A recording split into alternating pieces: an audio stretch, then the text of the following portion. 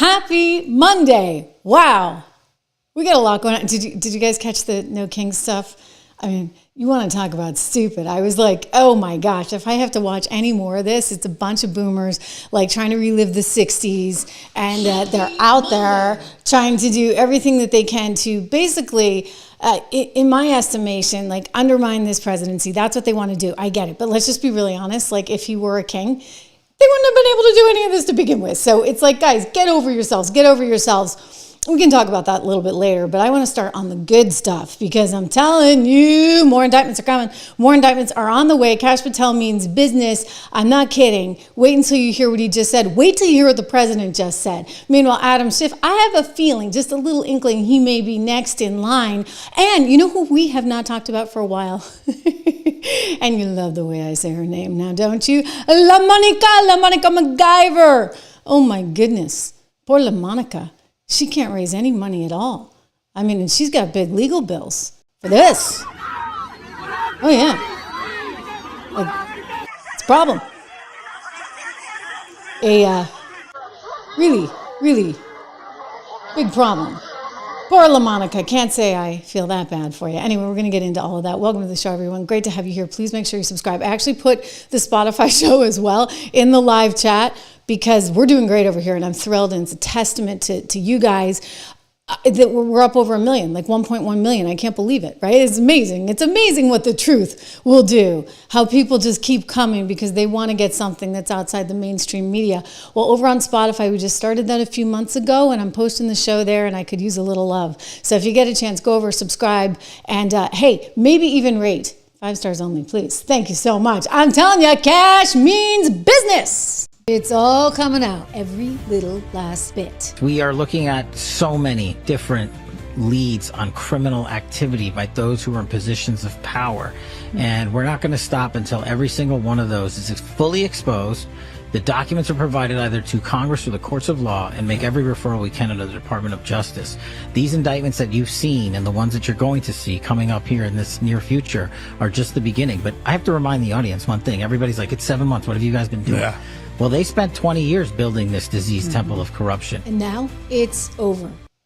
Yeah, you better believe it's over. And I like how he calls it the diseased temple of corruption, because effectively that's really what it is, right? Well, he's exposing all of it. He and Dan Bongino together, along with Pam Bondi, Lindsay Halligan over in the Eastern Virginia. We're going to talk about her because she's cleaning house. She's getting rid of all of the perceived corrupt attorneys who didn't want to move forward with various indictments because, you know, they got friends. Didn't Dan tell us the other day, who the heck needs a friend in Washington? You need a friend, you go get a dog. And we are there to do a job, and we're going to keep doing this job, which is exactly, you know, I mean, the president is supposed to be distanced from this. He is distant from it. He's like, I'm letting them do it. But, you know, he knows what went down. He knows how he was targeted unfairly, in, frankly, a total violation of his civil rights, and it wasn't just him. You wonder why Eric Trump's book is number 1? He came on the show the other day. We talked about this.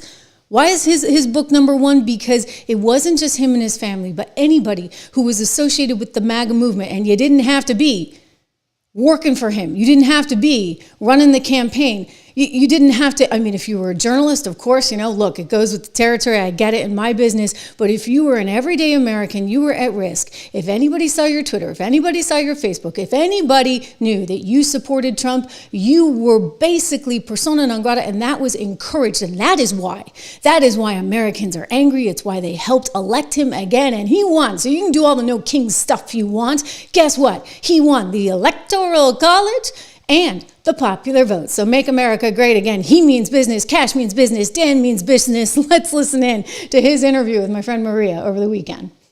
All of these indictments caused Obama the other day on a podcast to say that right now democracy is being threatened. Yeah, I know. He says that all the time.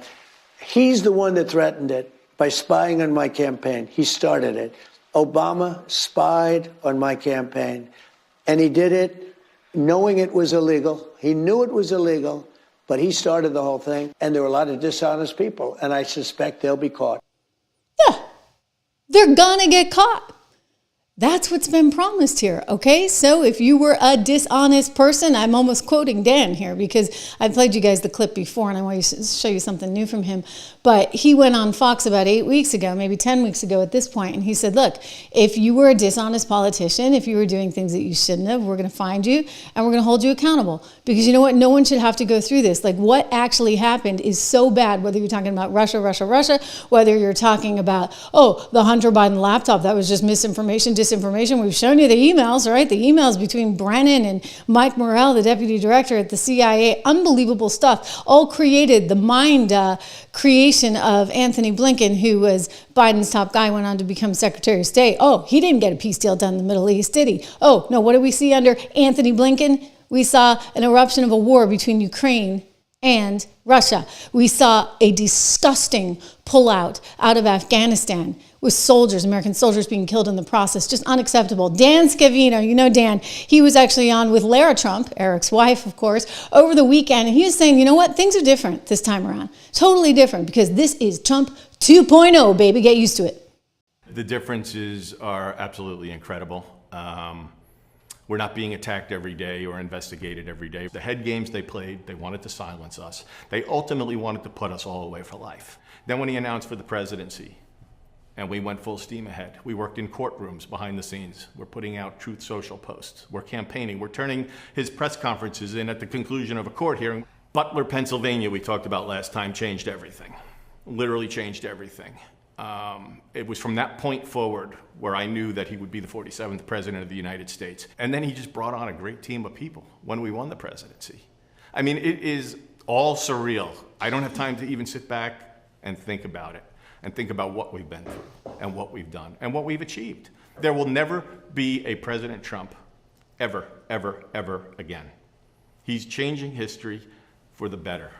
He's fighting every day for your children, your grandchildren, your great-grandchildren, my family. That's why I do what I do. We could go out tomorrow and make millions of dollars. I instead take a government salary to fight for the American people every day. And that's everybody in this administration, all for President Trump because they adore and they love the guy and they love the American people. They're patriots. And that's why we're here. We're on a mission. We're on a mission to deliver for everybody out there. And we're going to continue this mission. And we're going to fight hard each and every day, no matter what hit pieces come our way, no matter who tries to take us down. We're going to fight, fight, fight. Right? Wasn't that what the president said way back when? Remember when they tried to take him down and he was shot in Butler, Pennsylvania, and what did he say? But fight? I mean, even Mark Zuckerberg, right, saying that was a moment of truth. That was a moment where he just was blown away because who in that kind of situation, I mean, most of us would be, at least I would be, very scared, running for cover. And what did President Trump do but stand up and say, fight, fight, fight? In other words, there's something pretty magical about everything that's happening. And I think this is what Americans are responding to. And we've had enough of all the craziness that went down and went on. And so now as we look at Kash Patel exposing, quote, the temple of corruption, as we look at Dan Bongino saying no one is safe. If you are a corrupt politician, we're coming for you. As Scavino says, hey, and he's the deputy chief of staff now in the Trump administration. Look, this is a whole different administration, and we're here to do everything we can. You know what? Things are changing. They're changing fast. So if you're Adam Schiff, you're getting a little bit nervous right about now. I mean, you know that, there's some concern about his mortgages, as the president has articulated before. You see, he had 2 primary residence, which you can't actually have in the banking world, okay? That would mean that you lied on one of your financial documents. You're a developer, very successful developer. How does a family afford to live in a 1-bedroom apartment? It looks like Adam Schiff really did a bad thing. They have him. Now, let's see what happens. It's not up to me. It's not up to, I stay out of it purposely. But it's mortgage loan fraud. It's a big deal. He defrauded banks and insurance companies and the federal government. But it's very simple. It's mortgage loan fraud. And you're right. It's a lot of people to live in a 1-bedroom apartment, right? But he put it down. But he has a lot of other things far worse than that. So, no, Adam Schiff, they have him 100% on mortgage fraud. Now, if there's anybody else in this room except you would have no problem. But anybody else in this room, you'd have a problem. I'd have a problem. Of course, because you can't actually have a couple of primary residences. And just for the record, take a look here. What primary residence means in lending, it's the residence that you live in, okay? So you can't have two of them. You can have a second home, and that's a secondary mortgage, a secondary loan. That's kind of like the vacation home. You have the primary home, and then, hey, if you get an income property, that's something else. Letitia, I'm looking at you, right? You can't have a primary home in Virginia when you live in New York, and you can't have a secondary home in Virginia that you're then using as a rental property, which you then listed on another set of documents as a rental property, so an income property. Those all come with sort of different rates because they involve different sets of risks. So poor Adam Schiff, he's out there saying, well, not poor, I don't actually feel bad for him. He may be very poor when this is all said and done. I don't feel bad for him at all. I mean, and don't sit there and tell me you didn't know, buddy. I mean, for goodness sakes, you're a lawyer. You're now a senator. I'm assuming there's like some brain cells. I mean, I realize they're limited, but you got something going on upstairs. You at least ought to have people around you, advisors that are smart enough that you shouldn't be signing on to 2 primary loan documents. I mean, who the heck does that? So if this is all true, and this is what is being alleged, and FHFA and Bill Pulte have all come forward and said this is what we see. So if this is the case, wow, Adam, I don't know what to tell you, buddy, but you're up one creek without a paddle, and you're looking at federal prison. They have committed massive political crime. I hope they're looking at Shifty Schiff. I hope they're looking at all these people. And I'm allowed to find out. I'm allowed to, I'm, in theory, the chief law enforcement officer. But I have a very good, talented group. This is about something else, but I hope they're looking at political crime, because there's never been so much political crime against a political opponent as what I had to go through. They raided my house in Florida. It was an illegal raid. They raided illegally my house in Florida, Mar-a-Lago. They went through the drawers of my young son. They went through all of the cabinets and drawers of the First Lady. She walked in, she said, wow, what happened? Because she's very meticulous, and this wasn't so meticulous. As she looked into the drawers and she saw everything a mess. What they did against a person that just got out of office. And then you look at these corrupt people. You look at Hunter Biden. You look at the signature as an example, the auto pen. I just signed so many different things. Okay, so I'm signing them left and right. The commission. He's got a lot in there. He's talking about what Shifty Schiff did, right, with the indictments. He's talking about what happened at Mar-a-Lago with the raid on his home. By the way, Biden had them for years, intentionally had them, knew he had them. And, they were just all in the garage next to his Corvette, as he was fond of saying. Anyway, and then you think about Russia. I mean, it goes on and on and on. The level of perceived corruption, and I'm just going to say corruption because we know certain things, right? We know about the Russia stuff. We know that Tulsi Gabbard said that Barack Obama gathered everyone into his office in December before the handover of power because they were so horrified that Donald Trump won. How could that be, right? So they decided to go with this opposition research that Hillary Clinton's campaign had paid for via Perkins Coie. And they went with that.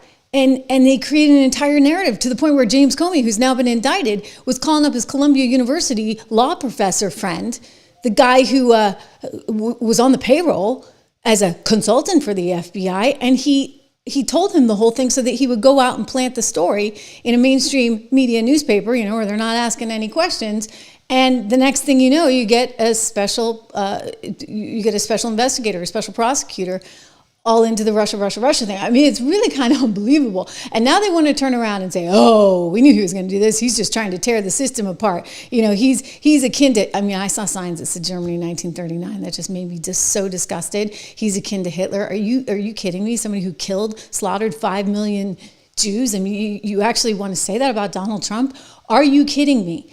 I mean, do you have any idea how disrespectful that is to the world? I mean, here's a man who comes along and says, hey, let's enforce the law, let's enforce the border, which actually the Democrats wanted to do until he came about.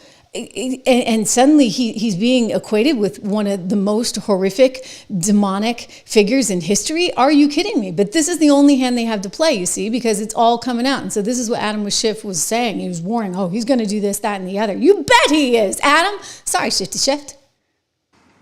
He can't do the job. He won't protect the public. He will misuse the resources of the Bureau. He will weaponize it against the president's political opponents rather than protecting the safety, the public safety of the American people.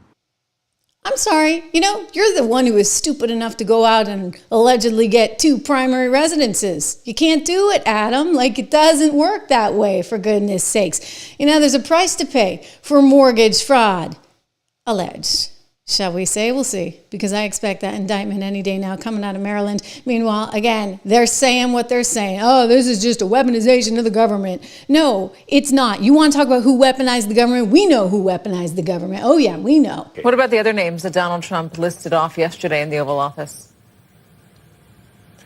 Yeah, look, all of those people, we know that there are some investigations already ongoing, but Donald Trump has made very clear that he is directing his Justice Department to investigate his enemies. I mean, he made it clear in a Truth Social post, which is reportedly was intended to be a private message to his Attorney General. And we're seeing evidence of it all over the place, of career prosecutors under pressure to bring cases, whether there is merit or not. That is, as the senator said, that is a crisis of democracy. That's something we've never seen before.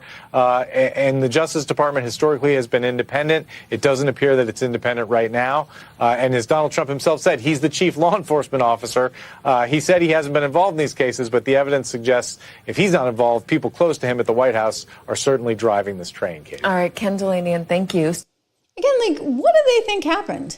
You just saw a lower third there about how 30 million phone records were tapped under the Biden administration in 2023. I mean, what were they doing in 2023? Oh, they knew he was going to run for president, you see, and they wanted to map the MAGA movement. I've got more on that today. But first of all, you've also got Pam's sidekick, Lindsay Halligan, over there in Eastern Virginia, who's blown out the whole office. She's firing every person she can possibly fire in the U.S. Attorney's Office, because you have a whole bunch of people that are beholden to the system, so to speak. And by the system, I mean, okay, well, they had their friends. I mean, for goodness sakes, when James Comey's son-in-law is in the office, you want to think that they're really going to be loyal to the president, or are they going to be loyal to James Comey's son-in-law and the quote-unquote system? Donald Trump, never forget this. He's the outsider. He's coming in. They don't like the outsiders. I mean, even if you're going to be a Republican, if you're Mitt Romney, hey, you're part of the club, right? And they weren't so good to him either. Let's be clear.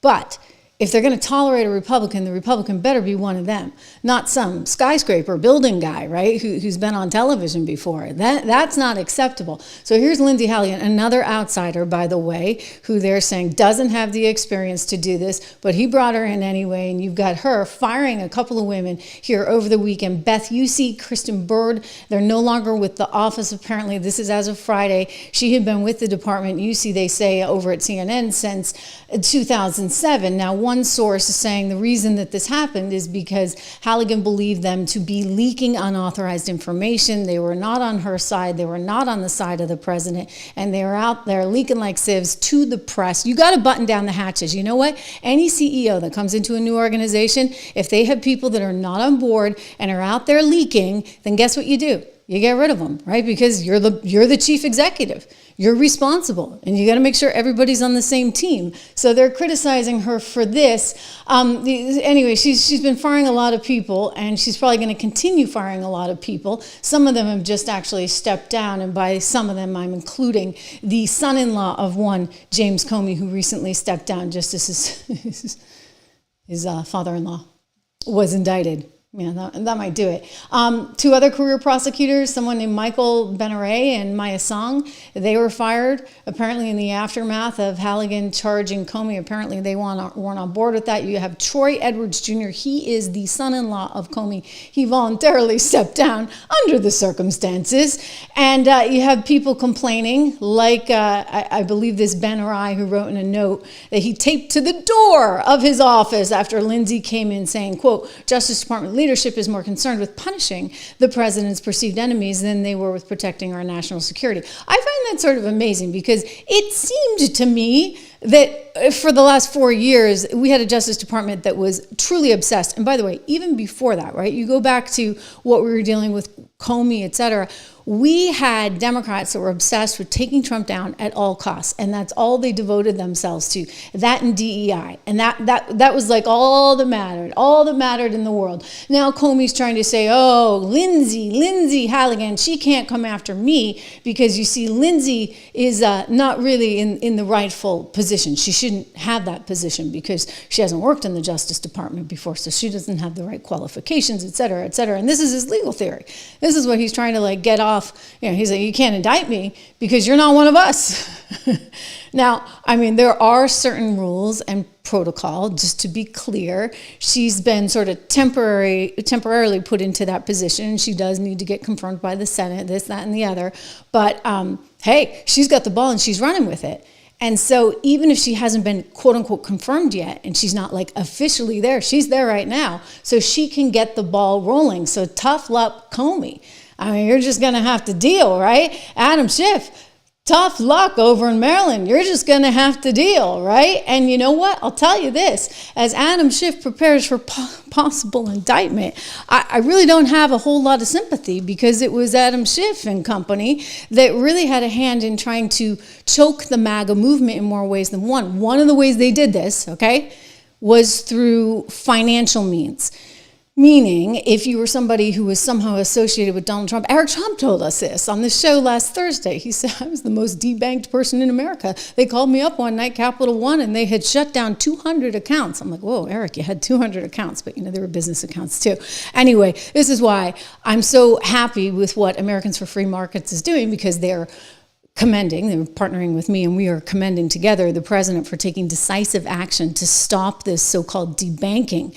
You can't have that, right? You cannot be in the business of debanking Americans, everyday Americans, based on their politics. It's simply unacceptable. So thankfully, the president is taking decisive action. He's got an executive order calling out regulators who abuse their power, makes clear that the debanking has got to stop, and it once and for all. But for lasting reform to really happen, we need a little bit more here. It requires Congress to act. We need actual rules around this, and this is why Americans for Free Markets is thanking President Trump for standing up for freedom, urging Congress to follow his lead together. The idea is that we can establish a national fair access standard to prevent services from being denied based on political, on social, or religious views. And this would bring clarity, consistency, and long overdue accountability. We need accountability, right, to financial regulation. So this is important to protect the financial freedom of every American. Congress has got to build on what President Trump is doing, build on his leadership, update these outdated laws, and codify his executive order. Americans for Free Market is calling on Congress to ensure that the abuse of power can never happen again. I want you to go to forfreemarkets.com to learn more. It's serious stuff. Serious, right? And in the meantime, we'll sit here and we'll wait and watch. Get your popcorn ready for Adam Schiff. I think it's going to be a very big week. I mean, we're only on Monday here. And as we said, the temple of corruption is coming down and being destroyed. And that means anybody who's involved in this, Jack Smith, I'm looking at you. Letitia James, I'm definitely looking at you. There's a lot going on there. And many others. Okay, there's a guy named Timothy Thibault that was involved in the acquisition of all of this data, trying to map the MAGA movement, allegedly. I think he's going to have a price to pay. Wow, all of it happening in real time. Gosh, guys, I mean, they're serious. So this is a blockbuster reveal. They've told us about 30 million phone records that were obtained. You know the drill. We've talked about this at length, but I'm not going to stop, because to me, this is the biggest breach of civil liberties that I actually, as a reporter, and I've been in this business as a professional journalist since the year 2000. So 25 years, I've never seen anything like this. Never seen anything like this. I was a student of history. I can go back through the history books, U.S. history. I have not seen anything like it. The closest thing might be the COINTEL movement, where they were spying, the FBI was spying on Martin Luther King, but nothing like this, right? They just blatant gathering as they tried to map out this MAGA movement and derail all of it. So we know 8 senators were spied upon. We know a U.S. representative was spied upon. In terms of phone record tolling data that was gathered, the metadata, where they were looking at who they were talking to, how long they were talking to them for, and where they were talking to them from. That's pretty significant. Jack Smith, he took all this data, he was using it for his J J6 case, right, that never went anywhere. Why? Because the American people smartened up. And you had the Republicans take the House. But Tim Tebow, he was the one who initiated it all over at the FBI. He eventually resigned under pressure. This is worse than Watergate. I'm telling you, like, this is bad, bad stuff. I thought that John Solomon really articulated it well when he said exactly what they were up to. It was basically an effort to map MAGA. The committee gets up and running in 2022. They go out and get this massive dragnet of phone records, 30 million. You don't need 30 million phone calls to figure out what was going on January 6th. What were they doing? They were mapping the MAGA movement with every piece of data they could. It was basically creating an enemies list. That's what the J6 committee was doing in this project. And think about the scope and scale of what they've now done. 30 million lines of phone records trying to figure out everybody who talked to the Trump White House. 92 groups, including Charlie Kirk's TPUSA and everybody else in the conservative movement. 8 members of Congress in the Senate, 1 member of the Congress in the House. They were mapping an enemies list. This was an investigation purportedly to solve what happened at the Capitol that instead was trying to figure out who are the movers and shakers in the MAGA movement that we can stop in 2024. And that's what they were trying to do, right? And by the way, they couldn't do this. So Tim Tebow, he's the one that like authored and approved it. And I'm just going to say you can't do it. That's not how the rules work. They have actually a code there that is in the congressional record. And basically there's a thing called no self-approval.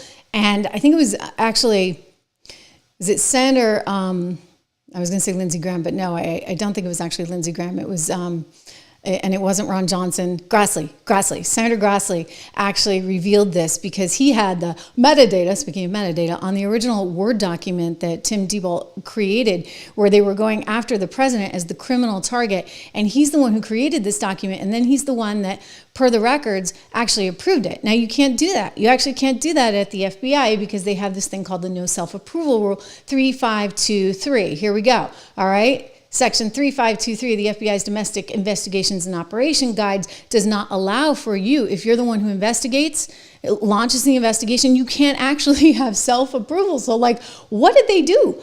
Did they really violate the law? I mean, it sounds like they violated it right then and there with the self-approval. I'm curious to know what kind of court orders they had on this, whether they had a subpoena, whether they had any kind of national security letter or FISA warrant. I don't know what they had, but I'll tell you, this is not good. And then all of a sudden, it goes away. It goes away because the Americans then elect the Republicans to take over the House. The whole investigation into J6 sort of dissipates, right, with the committee getting dissolved. And Adam Kinzinger goes away, but he still has these records. He still has 30 million phone records. So what does he do? He takes them back to the FBI because he wants to, once again, destroy and stop Trump. And they're equating him to Hitler or Mussolini. And I'm like, what kind of planet are you people on? Like, you can't, this is what they were trying to do. You see, they took the ball. They said, okay, we'll get J6, so we're going to run with this, and we're going to trample all over everybody's freedom. Again, back to John. That plot gets stopped by the American people in December 2022 because Americans choose Republicans. Republicans come in. The Democrats get thrown out of the House. A year later, when Adam Kinzinger is no longer a member of the committee, he's no longer a member of the House. He no longer has protection of the speech and debate clause. He's calling up the FBI and trying to give them these records, which, by the way, the FBI would never have been able to get this large a swath of records. It's just too broad a request, right? There wouldn't be a legitimate investigative need for that many records. He's trying to say, hey, I don't know, but let's just get them to you guys. He's making that call in December of 2023, 4 years after most of the cases have already been brought in January 6th. Why is he doing that? He's not doing it for some legislative purpose. He's not doing it for some criminal purpose because J6 is mostly solved by that point. He's doing it to try to give the FBI one more piece of weaponry to stop Donald Trump from winning the presidency in 24. So this is what's so bad. So just to back up for a second, here's what we know. Kash Patel, Dan Bongino, they have fired all the agents that were involved in this. But that's not enough. Let's be really clear. It's not enough because we need to know who was behind it all. Okay, T-Bolt was behind it, but who was behind T-Bolt? Was this an order that was coming from Christopher Wray? Was this an order that was coming from Joe Biden? Was it coming from Antony Blinken? That wouldn't surprise me, given that Antony Blinken was the one who came up with the grand idea to have the 51X spooks sign on to the, oh, that couldn't possibly be Hunter Biden's laptop. That's nothing but Russian misinformation fed to you courtesy of Rudy Giuliani. I mean, they were lying. They were lying through their teeth, okay? So now we need to know. This is what we need to know. You got rid of the peons at the FBI, right, that decided to go do all this spying. Fine. But we need to know where it originated from. And look, I mean, it goes all the way back, the trace anyway, as far as the president is concerned, as far as Tulsi Gabbard is concerned, it goes all the way back to Barack Obama. And this is what we're going to learn more and more of as the plot thickens in this sort of crazy situation. Barack Obama, I'd be worried if I were you. LaMonica, I think you're pretty worried right about now because, you know, you're running out of cash and you get some serious legal bills as a result of...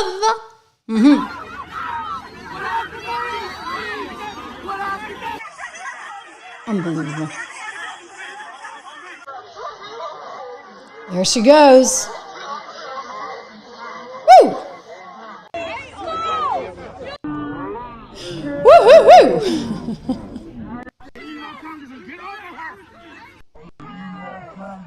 Woo! Okay, I'm gonna get my opera voice on. That's like LaMonica, right? It's just not Monica. This is my drill, right? Like we can't go by Monica. We're La Monica, the one and only Monica McIver. Anyway, ladies and gentlemen, she is in a lot of trouble because she doesn't have the money to pay for the legal bills and she's facing like 17 years in prison. This is the latest update. She just disclosed $147,000 worth of new fundraising. Woohoo! Not a lot, actually not a lot. You know how I know it's not a lot? Well, take a look at one AOC. Here we go. How's that for a graphic? I like my bar charts, man. AOC, $9.6 million in the third quarter versus McIver, $147,000. So she's going to need a lot more money, right, in order to fight this thing. In terms of money in the bank, look at AOC. She's got $11.8 million. LaMonica has $669,000. What's going on, lady? I mean, nobody wants to rush to your defense for this one? This is the moment. This is it. Look, watch. It gets better. Watch. This is more than, whoa. This is more than being swept up in that. You see that? Like that's what you call a right hook, I think. Whoa. Okay. So this is all alleged. She allegedly assaulted a federal officer. So if this is proven out, and look, hey, you saw the tape, I saw the tape, the jury will see the tape, the grand jury indictment, I'm sure they saw the tape. If this is proven out, she faces 17 years. Will she actually do 17 years? I don't think so. I don't think that Letitia James, if she's proven to be guilty, will do the 60 years that people are talking about either. I think that, you know, she'll get out for good behavior somewhere along the line, but she doesn't have the money to pay for this right now. I mean, she just doesn't have it. And her brand, you know, new legal theory, I guess she can't afford Abby Lowell, perhaps, the Letitia James attorney, also representing, or set to represent, I believe, one John Bolton, former Hunter Biden attorney as well. You see how incestuous this all is. Anyway, new body cam footage revealed, quote unquote, who really ordered the arrest of Newark's mayor. And so somehow she's trying to say, or her lawyers are trying to say, that because the DOJ gave them the A-OK to arrest the Newark mayor, Newark, New Jersey mayor, that somehow allowed for her to do this. I don't buy it. How does that allow for you to do this? It doesn't. Like, you're not off the hook. I actually don't understand what one thing has to do with the other. Whoa. I mean, if you say, okay, well, you know, it's their fault because they allowed this. They were the ones that said we're gonna arrest the New Jersey mayor, and they've got this on camera. I'll show it to you. You know, Rachel Maddow's like gleeful. Oh, you know, we think we've solved the case. No, you haven't solved a darn thing. So what? They're just trying to get clearance because they know this is going to become a big, humongous issue, and they don't want to go out and arrest the mayor for his disorderly behavior unless they, you know, get some kind of okay. This is the federal government we're talking about here from the higher ups. So here it is. Disregard Rachel's gleeful sort of joy over this because this is going nowhere fast. Well, thanks to body cam footage released by a federal court just this afternoon, we now know that the mayor of Newark was right when he said that that arrest did not arise organically from anything that happened on the ground at that ICE facility. He said at the time that his arrest appeared to have been ordered specifically by top Trump officials in Washington. Well, now today we can see with our own eyes that that appears to be true. No, I got it. We're taking them right now. All right. Well, let me talk. This is bullshit. You've been waiting an hour now. Okay. Yeah, no, I'm going to take them right now. Okay. That's good. Okay. Come on. Okay, even though we stepped out, I'm going to put them in cuffs. We're here for over an hour. And we have the right to be in there. All right, I'm cuffing them right now. All right. Guys, listen to me. We're going to walk out of the gates. I'm going to place the mayor in handcuffs, okay? We are arresting the mayor right now. Per the Deputy Attorney General of the United States.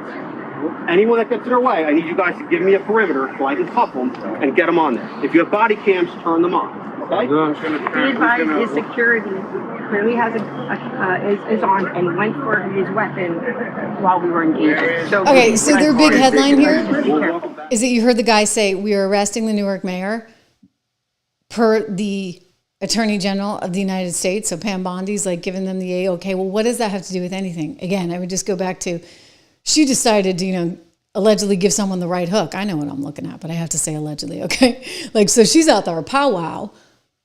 And somehow, because Pam Bondi said, yes, you guys can arrest the mayor of Newark, New Jersey, because he's continuing to be out there protesting at the Delancey Hall Center because they're so concerned about making sure that illegal criminals are getting all the, 3 squares a day, I guess, and, comfortable mattresses to sleep on.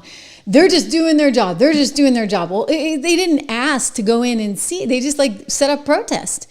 And they're like, no, you can't protest there anymore. And we've warned you, and we've warned you, and we've warned you. And by the way, that Newark mayor, he actually cooperated with authorities, including Alina Habba there in New Jersey, and they dropped the charges.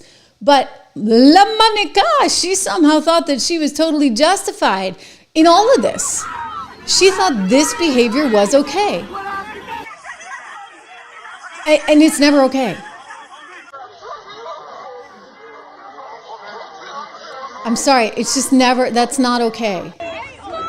Okay, so at one point you could say, hey, maybe she was getting caught up in the moment and she's getting pushed aside and she's just that's, but then watch this clip. They slowed it down. Boom. Okay, did you see that? That's the one that's going to get her in a lot of trouble. And that's the one that has her now facing 17 years. And so this idea that somehow she's going to avoid prison based on, this tape that says, it's fine, go ahead and arrest the Newark, New Jersey mayor. And that clearance comes from Pam Bondi. That has nothing has to do with the other. And I'm telling you, she probably does need better legal representation.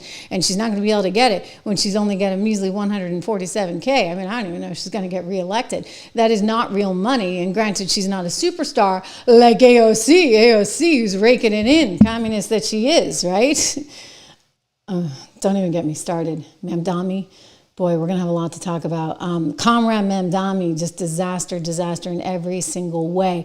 But before we get to that, I mean, wow, guys, this shutdown, it's getting worse and worse for the Democrats. The shutdown is very clearly being blamed on Chuck Schumer and the Dems. Trump had a thing or two to say about it this weekend, actually just yesterday, on Maria Bartiromo's show on Fox. Let's watch. They have a deal. We have a deal. We just want an extension. And the reason we want an extension is because you can't make a deal with these people. They're lunatics. They've gone crazy. They're crazed people. Trump derangement syndrome. There really is that disease. At first, I found it to be amusing. Now I find it really is. They want $1.5 trillion for health care for illegal aliens that come into our country. If we do that, it will jeopardize the health care of the citizens of our country. So we're not going to do that. Yeah. So he's kind of made it clear. He's drawn a line in the sand. He said, look, give us a clean CR. We can negotiate some more, but we need a clean CR. We're not going to continue on with the $1.5 trillion that you guys put in after COVID, courtesy of Biden, Nancy Pelosi, and Chuck Schumer. Those days are over. It was always meant to be temporary. We're no longer living through that crisis. It's over. I realize you brought every Tom, Dick, and Harry, or Jose, Juan, and Joaquin, okay, into the country, but you can't do it. Like we're not gonna pay for that. We just don't have the ability to do it. And so the Democrats are getting hit with this. And by the way, don't take his word for it. Don't take my word for it. Let's go to a poll that CNN is showing about just exactly where the blame game is falling. Here's someone who I've grown to kind of like for his personality, and he talks like me. Things like, "Oh goodness gracious," that's like something I would say. Anyway, Harry Anton, here he is.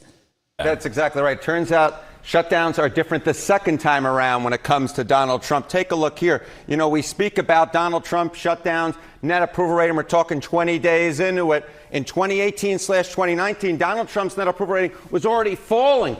The shutdown was eating into his popular support. It was down 3 points already at this particular point and would fall considerably more. It was very much on the decline. You come over to this side of the screen. This shutdown hasn't eaten into Donald Trump's support at all. His net approval rating is actually up a point in terms of his popular support. So the bottom line is this. The first shutdown during Trump's first term, 2018-2019, was hurting Donald Trump. This one is not hurting him at all. There's no real reason Donald Trump might say, at least when it comes to popular support, I want to get out of this shutdown. What about the question of blame? Yeah, okay. What about the question of blame? Okay, you see Donald Trump's net approval rating was down 2018 to 2019. You talk about 2025 as net approval rating is up. It comes down to the blame game, a game I loved to play when I was younger. Blame Trump for the shutdown a great deal. In 2018/2019, 61%, more than 3 in 5 Americans blame Trump a great deal for that particular shutdown. You come over to this side of the screen, look at this. It's a different world. It's a different world. 48% of Americans blame Trump a great deal for this particular shutdown. So it's more than 3 in 5 back in 2018/2019. It's less than half, a drop of 13 points. Again, it's no real wonder that Donald Trump at this point, looking at the shutdown, says, you know what, it's not actually harming me politically, in large part because he's getting less of the blame. And he's doing things differently during this shutdown. Yes, exactly right. You know, we talk about Donald Trump and you say, okay, he wants to be a consequential, influential president. Well, if the legislative process is basically freezed up, you know, on Capitol Hill, you may say, well, then he can't actually get legislation through. But that's not how Trump is governing in this term. We've spoken about this over and over and over again. He's using his pen. He's using executive orders. Trump executive orders at this point of presidency. In 2017, it was just 50. Look at this. Whoa. 210 executive orders signed by Donald Trump during this presidency. That is the most in a year. You have to go all the way back since Franklin Delano Roosevelt to find a president who signed more executive orders in a year than Donald Trump has already signed this time around. And remember, John Berman, we still have 2 months to go in this year, so it wouldn't be surprising to me if he signs even more. Yeah, seems to be saying, Congress, this is like so incredible, right? So he's basically saying, okay, I'm gonna do everything. You guys shut it down. You shut it down because you want $1.5 trillion for illegals. Now, the way that would actually work from a technical perspective, just so we're all clear, so when your liberal friends say, oh, that wouldn't go there, you know, Hakeem Jeffries tells us that wouldn't go actually to illegals. It actually goes to the states, and then the states give it to the illegals. In the case of, for example, California, they put $6.5 billion going to illegals for emergency care. So, yeah, it does actually wind up leaking through to illegals, and that is his problem with all of it. I mean, we can't afford it, right? Like, that's just the basic situation. Right now, healthcare is literally a mess. Healthcare costs are soaring. It's something that the president is committed to trying to fix, and he's doing what no other president has ever done before. He's holding Big Pharma, by the way, also accountable. You know, for what? Ripping off Americans with their high-priced drugs. And, you know, it's a messed up system, I'll tell you. And I don't have all the answers, but Conservatives for Lower Healthcare, they've been working hard on this. And you should go check out pharmawindfall.com because they do have some answers, especially when it comes to what you pay for your drug costs. Big Pharma, they say, and an army of lobbyists are working overtime to keep Americans paying the world's highest prescription drug prices. They have already hiked prices on hundreds of medicines this year while flooding us with billions of dollars in misleading ads for drugs that, hey, you may not even need, right? You know, you get high marketing costs, shall we say. Worse yet, Big Pharma pushes government mandates designed to stack the deck in their favor. Their goal in Washington is pretty simple. What do they want to do? They want to escape accountability, block free market competition, jack up outrageous prices, which means more government intrusion. Bigger profits for them, higher costs for families and for businesses. So Conservatives for Lower Healthcare is warning that the Big Pharma agenda is going to stick Americans and employers with billions of dollars in higher premiums and higher drug costs. President Trump isn't backing down. His administration's cracking down on drug companies that gouge Americans and mislead patients with obnoxious advertising. You know those ads. We've all seen them. That's why you can't watch the news with your kids anymore. Meanwhile, conservatives in Congress are introducing reforms to stop big pharma's games that block generics and keep prices high. So go check it out. Join us right now in rejecting big pharma's agenda. Visit pharmawindfall.com today to help lower drug prices. I will say this. You heard what Harry Anton said about how he's doing things, all kinds of things during this government shutdown. He's actually really taking advantage of it. He's slashing jobs, right? In the big bloated federal government. 7 different agencies have been affected, including HUD, including the IRS, including the EPA. I mean, he's just having at it, or rather Russ Vought is having at it, right? Who came from Project 2025 and always wanted to reduce the amount of money that government was spending. So this is like manna from heaven. They've been given an order. They've been given a directive by none other than Chuck Schumer and company, and they are taking the ball and they're running with it. So lots of executive orders. Some of them are being challenged, including what they're trying to do from sort of a cleaning up of America's worst cities standpoint. So this is interesting. We've been following everything out of Illinois, as you well know, and the chaos there and the frustration from Brendan Johnson, the mayor of Chicago, and Pritzker, the Illinois governor, who does not want the National Guard doing a darn thing, right, at all. And Trump is sort of saying, hey, you know what? This is important that we get all this stuff done, and he's not backing down. I think this nickname will stick. How about this? Gavin Newsom, he's the governor of California. Newsom. He signed Newsom, I call him. Newsom, you got that?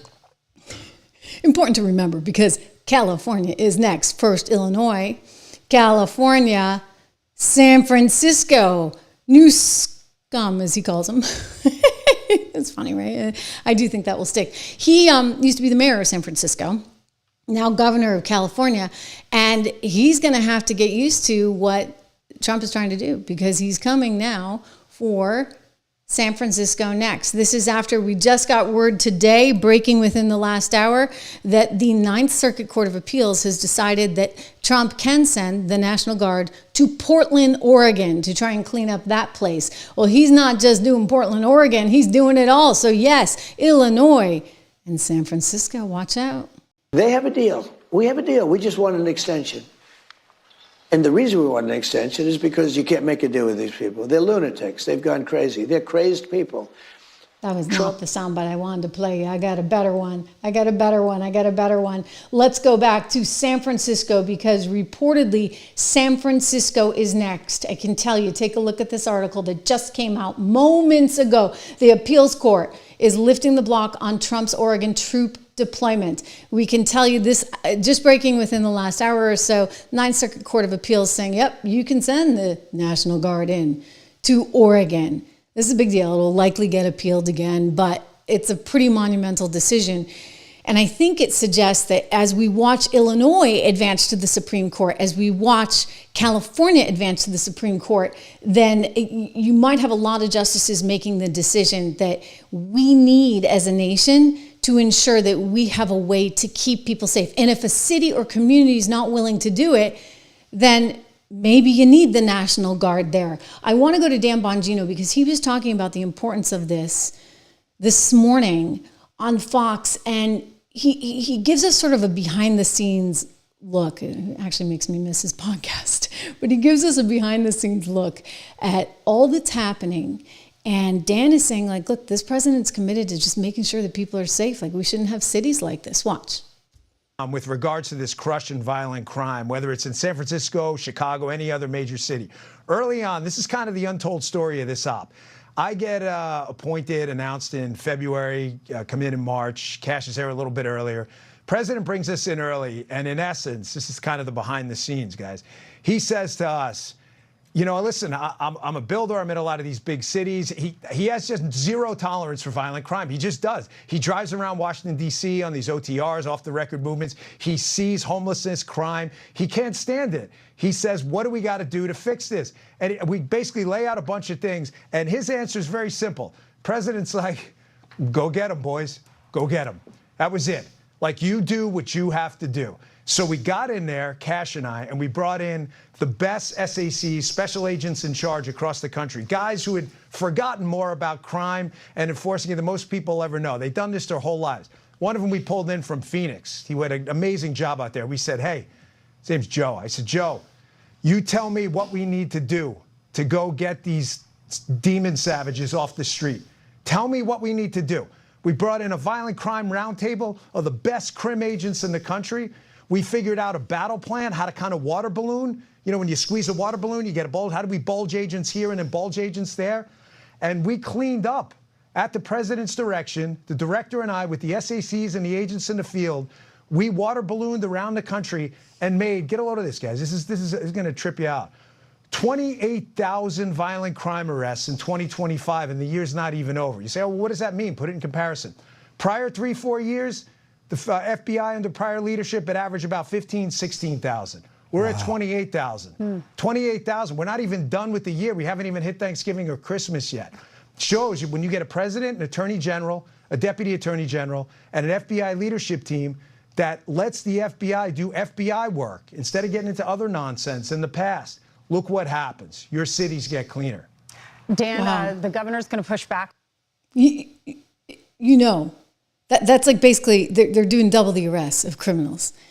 And you know that this is because exactly what Dan said. You know, if you get an FBI in there and you unleash them and say, hey, you guys go do your job, and if you're here to keep America safe, let's keep America safe, as opposed to being bogged down in DEI and God knows what else, right? Or, oh, I don't know, going after those Catholics that go to Mass in Latin.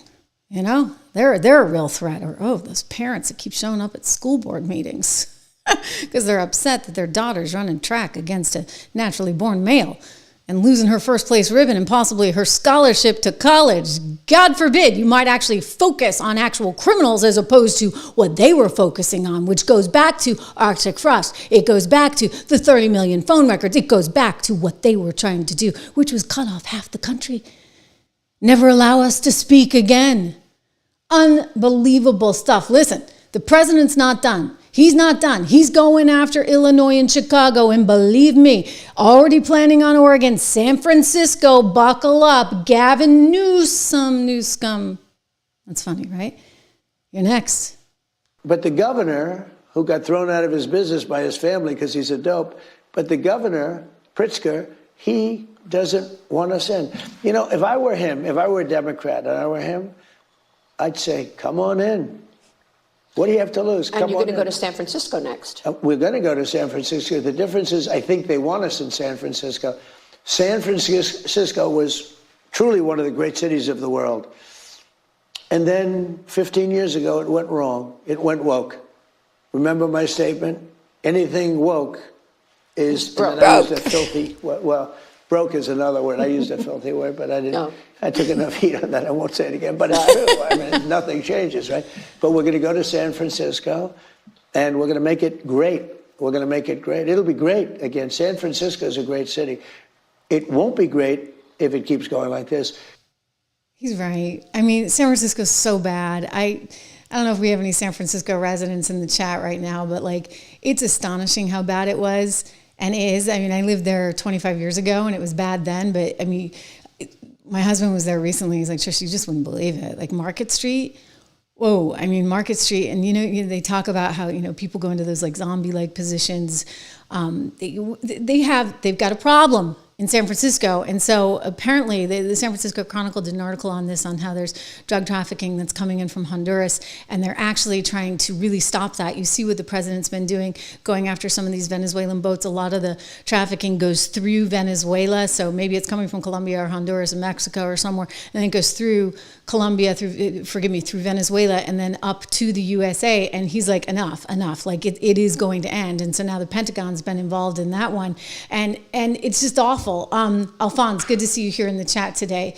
Alphonse is a fan who and viewer who reaches out a lot on Twitter, and I always appreciate hearing from him. And thank you again for your generosity. He's after me to get a regular time slot, which is hard. What can I say? I got 3 kids, and I'm like it. Like we have like 2 part-time producers here, but like it's amazing what you can do in a show like this. It's just amazing to me, because when I think back about the staff of like 40 to put on my show at Fox. And then I look at this. I love it. Like, it's such a freedom. And I have two wonderful folks, freelancers, who work on the show with me. But this is all me, baby. Okay. So Alphonse, I'm working on it. One of these days we're gonna stick to a time. I'd like 2:00. That way I'm home for the kids after school. But my point being, San Francisco is awful, okay? And the president wants to clean it up. And you know what? Newsome, you're gonna have to deal with it. I'm playing this again. I think this nickname will stick. How about this? Gavin Newsom, he's the governor of California. Newsom. He signed Newscum, I call him. Newscum, you got that? Yeah, I sing too.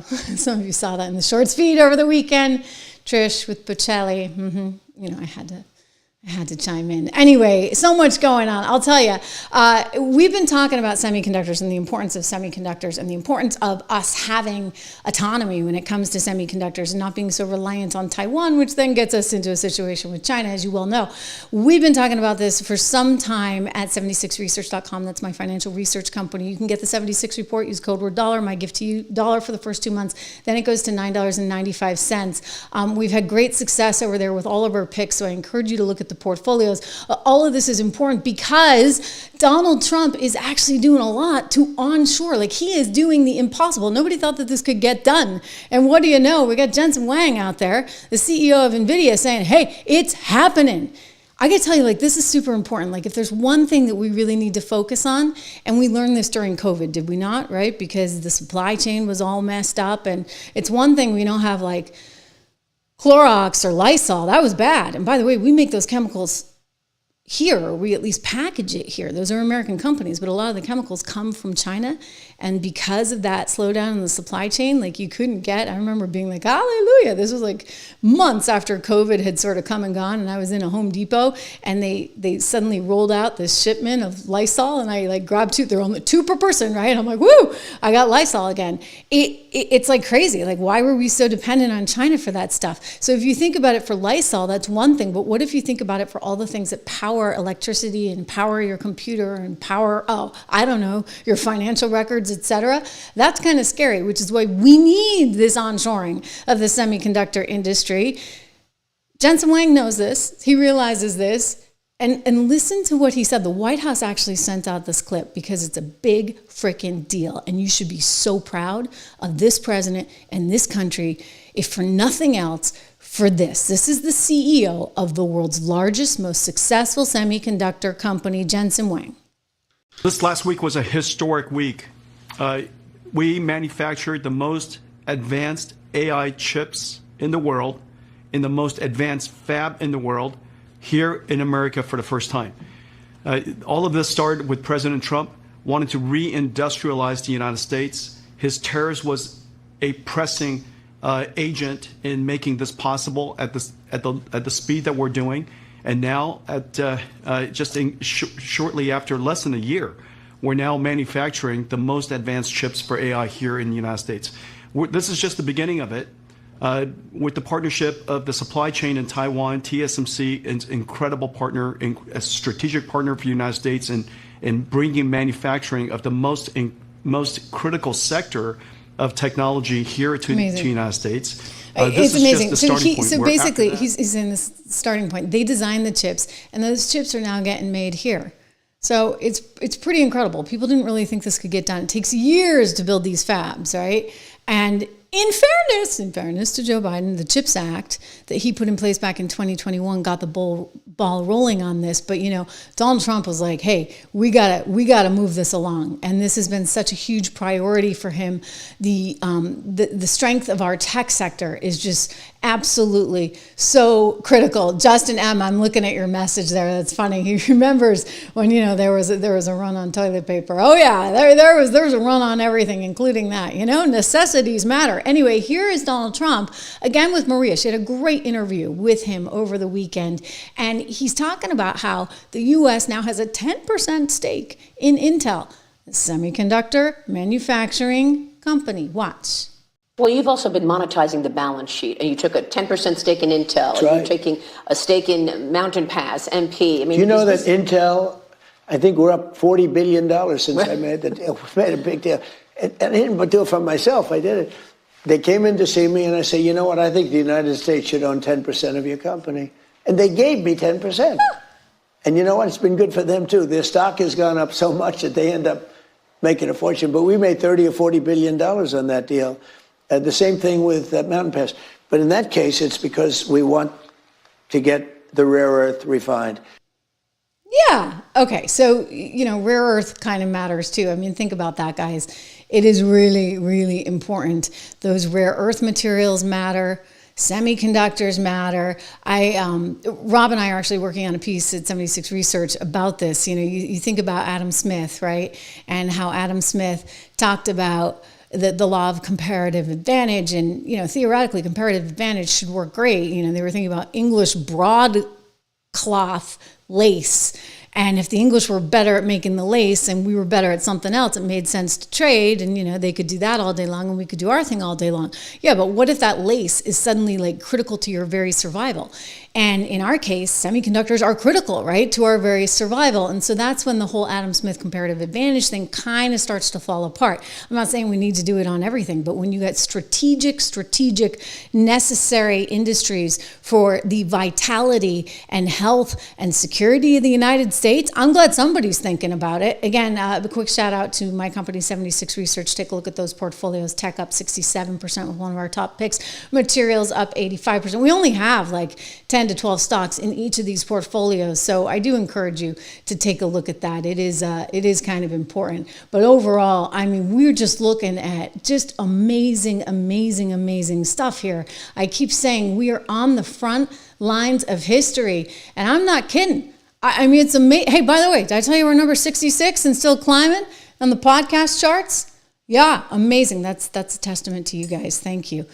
And Alphonse, I'm working on the time. We'll get a regular time at some point. But that's why you have to hit the bell. You have to hit the bell because then you know when I'm live here on this show. And you can always catch the repeat. And leave a comment in the repeats. I review them all. I watch them all. I do actually check those things, believe it or not.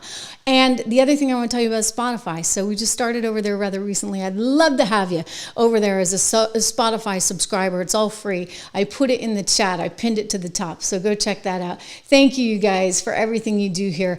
We will convene again with more tomorrow.